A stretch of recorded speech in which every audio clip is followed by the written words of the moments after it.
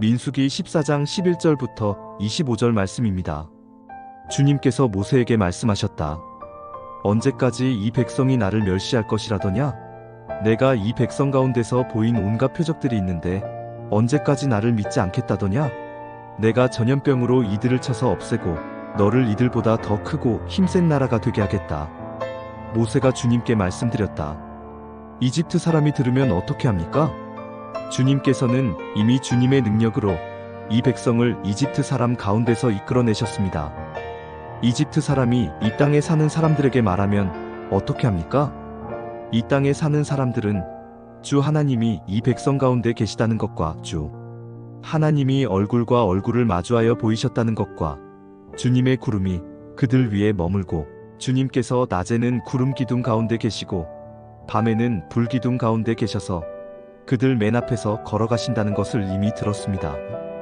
그런데 이제 주님께서 이 백성을 한 사람을 처리하듯 단번에 죽이시면 주님께서 하신 일을 들은 나라들은 그들의 주가작이 백성에게 주기로 맹세한 땅으로 그들을 데리고 갈 능력이 없어서 그들을 광야에서 죽였다고 말할 것입니다.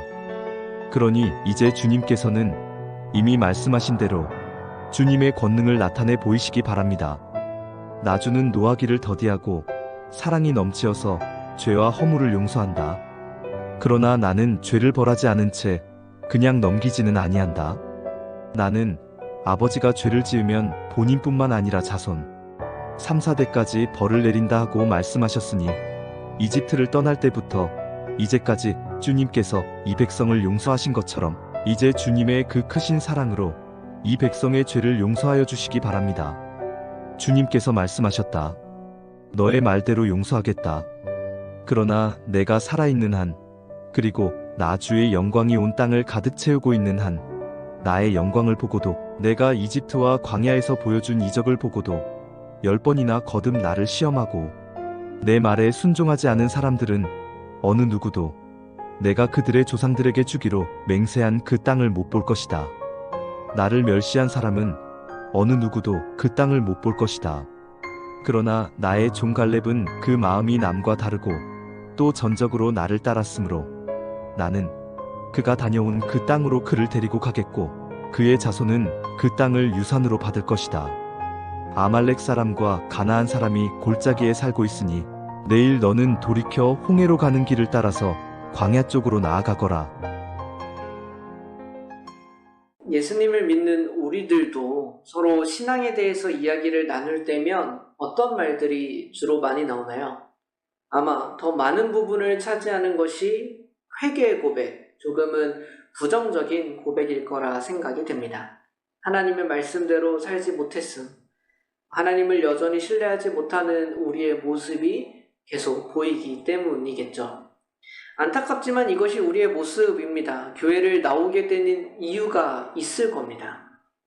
더 나아가 예수님을 믿게 된 계기가 분명히 있을 겁니다. 우리는 분명히 하나님의 살아계심과 하나님께서 우리의 인생을 주관하신다는 사실을 믿음으로 시작했을 겁니다. 그런데 그 신뢰가 이어지지 않는 것이죠. 이로 인해 우리에게는 더 큰 문제가 사실 다가오게 됩니다. 하나님에 대한 불신앙은 하나님에 대한 멸시로 이어지기 때문입니다.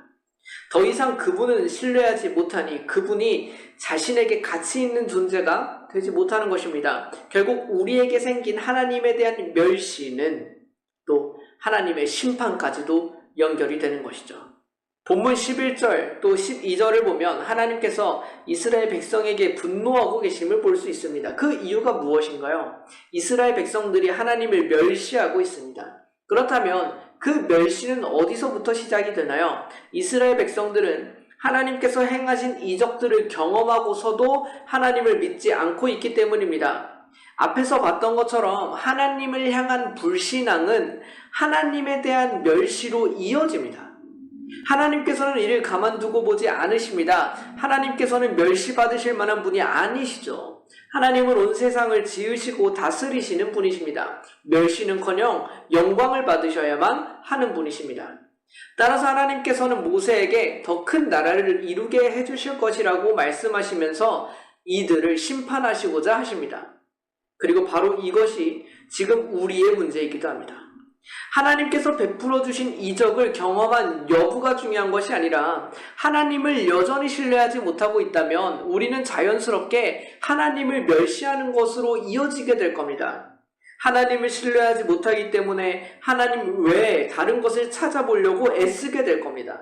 더 큰 문제는 우리는 그렇게 변질되고 있는데 하나님께서는 그런 멸시하는 자들에게 심판을 선고하신다는 점이에요.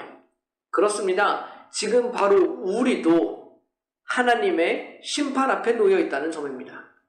그러자 모세가 하나님께 대답합니다. 이는 하나님을 향한 대답이라기보다는 이스라엘 백성들을 위한 기도로 보이기도 합니다. 본문 13절부터 19절까지의 내용을 보면 모세는 하나님께서 그 심판을 내리지 마시고 백성들을 용서하실 것을 간구합니다. 하나님께서 인정하셨던 모세가 백성들 앞에 선 것이죠. 모세는 하나님의 영광, 하나님의 말씀, 하나님의 성품을 근거로 하여 이들을 용서해 주실 것을 구합니다. 이들을 지금 심판하시면 이방 민족들이 여호와 하나님을 어떤 존재로 인식하겠습니까? 하나님께서 이들을 이끌어내어 큰 민족을 이루겠다고 하지 않으셨습니까? 그런데 이들이 죽음을 맞이하면 어떻게 되겠습니까?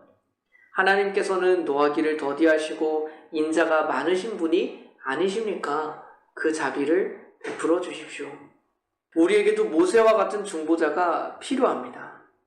지금도 하나님을 신뢰하지 못하고 하나님을 멸시하는 우리에게도 이 기도가 필요합니다. 우리가 심판을 향해 가지 않도록 하나님의 진노를 붙들고 기도해 주실 분이 필요합니다. 그런데 우리는 그분이 우리에게 이미 주어져 있다는 기쁜 소식을 발견하게 되죠. 우리를 위해 중보해 주시는 분이 계시다는 사실입니다. 그분이 바로 예수 그리스도이십니다. 예수님께서는 심판을 향해 가는 우리를 위해 기도해 주셨습니다. 예수님도 하나님의 영광을 위해 사셨고 그분의 말씀을 이루셨습니다. 무엇보다 그분의 성품을 드러내셔서 구원의 길을 열어주셨습니다. 이제 우리는 그분의 중보로 인하여 하나님의 심판을 이 이스라엘 백성들과 같이 면하고 있는 것입니다. 그러자 하나님께서는 모세의 기도에 응답하셔서 용서를 결정하십니다. 그러나 여기서 또 다른 문제가 등장합니다. 하나님께서는 마땅히 죄를 용서해 주시기를 선택하시지만 그 모든 죄의 결과를 모른 척 하실 수는 없으시다라는 점입니다. 본문 20절부터 25절 말씀은 이 결과에 대해서 알려줍니다. 하나님께서는 이들에게 심판을 선고하지 않으셨습니다. 결국 용서를 선포하시죠. 그러나 거기서 끝이 아닙니다. 이들은 결국 가나안 땅에 들어가지 못할 겁니다. 이것이 그들의 죄악이 낳은 결과였습니다. 하나님은 우리의 죄를 용서만 해주시는 분이신가요? 그렇지 않습니다. 하나님께서는 물론 우리의 죄를 용서해 주십니다. 그런데 우리의 죄로 인해 나타난 죄의 결과물은 어떻게 해야 할까요? 우리의 죄 때문에 상처받은 사람이 있다면 어떻게 해야 할까요? 다만 우리만 용서받으면 되는 것일까? 그렇지 않으며 이는 공평하지 않은 것입니다. 죄에는 늘 그만큼의 책임이 따르는 법입니다.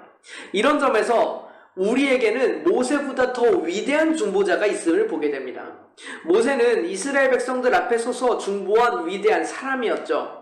그를 통하여 하나님께서는 진노를 멈추시고 용서를 선포하셨습니다. 그러나 모세는 그들의 죄에 책임을 질 수는 없었습니다. 그도 결국 한 명의 사람이었기 때문입니다. 그러나 우리에게 있는 중보자 예수 그리스도는 하나님의 진노를 멈추시고 용서를 선포하도록 하실 뿐만 아니라 우리의 죄의 책임까지도 전가하셨습니다. 그것이 바로 십자가의 현장입니다. 우리가 치러야 할 죄의 대가를 대신 치르시는 겁니다. 우리의 중보자이신 예수님은 참으로 모든 것으로 우리를 대신하시는 분이시고 오직 하나님의 아들로서 우리의 완벽한 중보자가 되시는 분이시다라는 사실을 우리는 보게 되는 겁니다.